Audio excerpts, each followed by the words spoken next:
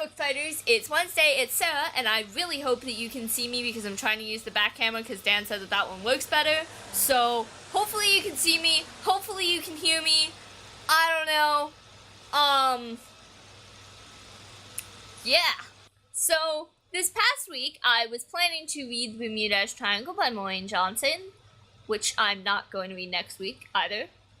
But I didn't read it this week because I went to go see X-Men First Class, and then kind of became obsessed with it, and so then I was talking to Kalinda about where to start reading X-Men comics. So this past week, I read the first 10 issues, because that's what I found, of Ultimate X-Men. So I'm going to talk about that, and I'm also going to talk about the question from a long time ago about books and movies that I never actually answered, because I haven't answered very many questions yet.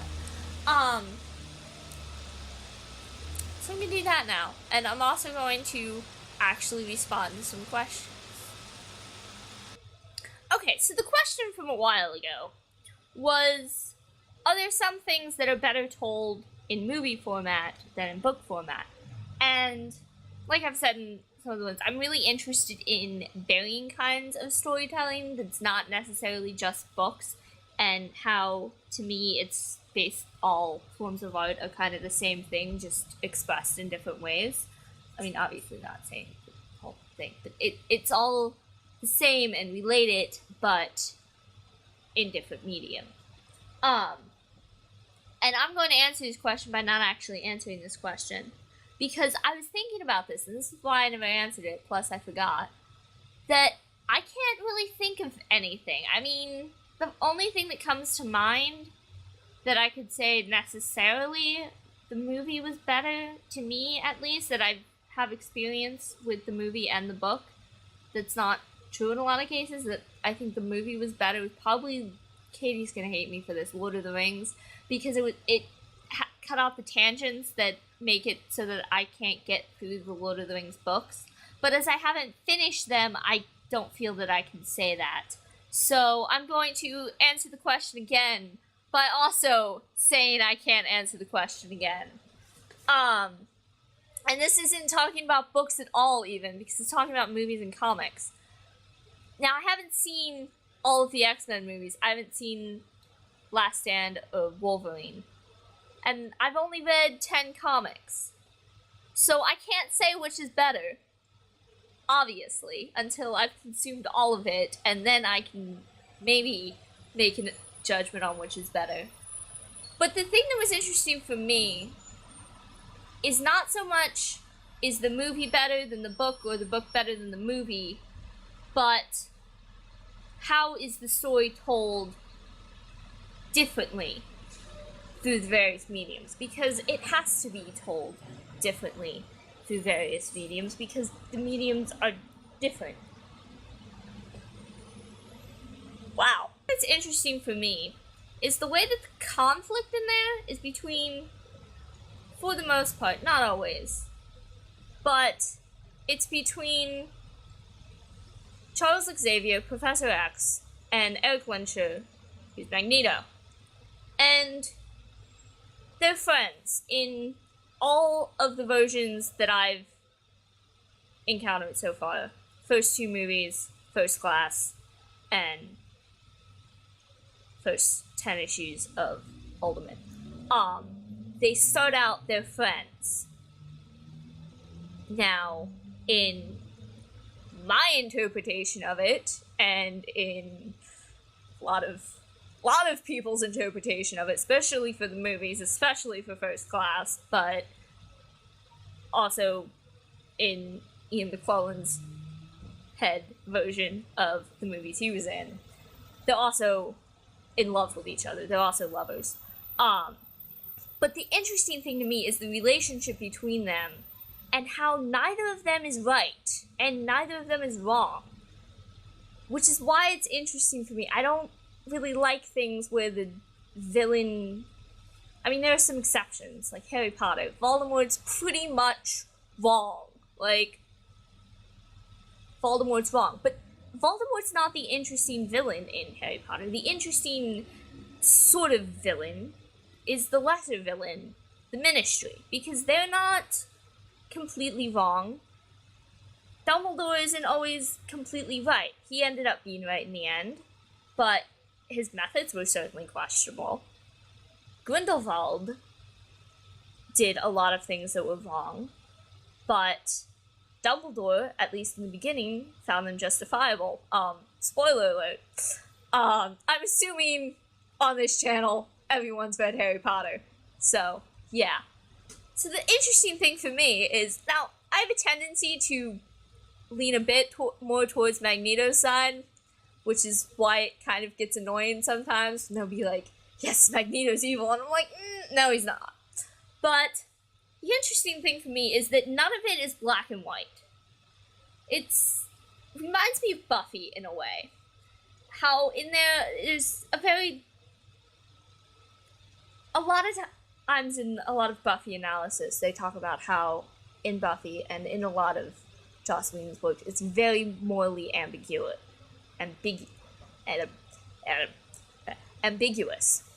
How neither side is necessarily wholly right, and neither side is necessarily wholly wrong. They may have good intentions and bad methods, or they may have bad intentions and methods that are seemingly good, or they may change a lot, which is what happens. In Buffy, almost everyone changes sides at some point. And that, to me, is interesting conflict more than just hero fights the villain. Like, what are those books called? I'm reading them right now. Aragon. I'm not reading them, I'm reading the title. It's on my shelf. In Aragon, that was never interesting for me because you have the good hero and the evil villain. And it's just kind of like, why? Why is this necessarily going to be interesting? In Lord of the Rings, you have a lot of conflict in Fellowship of the Ring, at least in the movies. I haven't seen the rest as much. And throughout it, of people wanting to use the ring for good. Bad method, good intention, but ultimately that won't work because it's a bad method. So that is the kind of conflict that I find most interesting, and that's what I'm talking about in this video, rather than talking about specifics of things, because I've only read the first 10 issues, and there are 100. So I'm only a tenth of the way through, so I don't feel like I can necessarily really actually talk about it. So I just wanted to talk about why it became interesting for me, which is the type of the conflict there, and also Eric and Charles' relationship, which is basically rooted in the conflict. That's what their whole relationship is, in many ways, about, and what it reflects is that conflict between them. How neither of them are completely wrong or completely right. There's no totally, you are absolutely good, you are absolutely evil side. Yeah, at least in the stuff that I've experienced. I read a little bit of, I had the first issue of Uncanny X-Men, which is the first ever issue, I believe. And in there, it definitely seemed to be edging more toward the side of Xavier is good, Magneto is bad. But, you know, that's in the 60s, so it might be different in there. I don't know.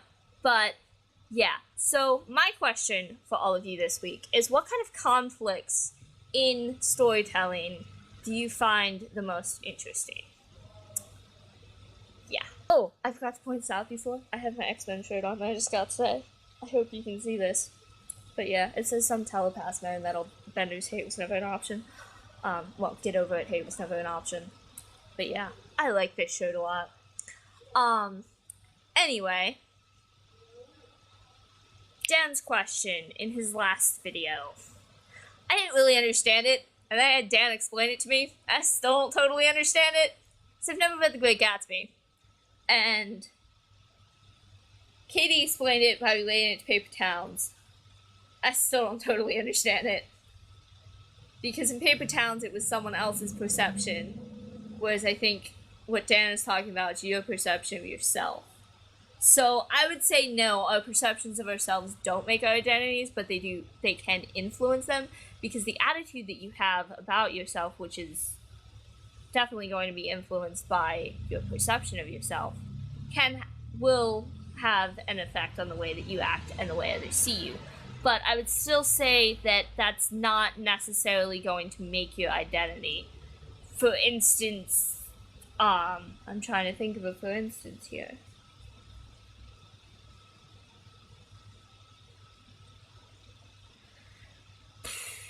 Voldemort.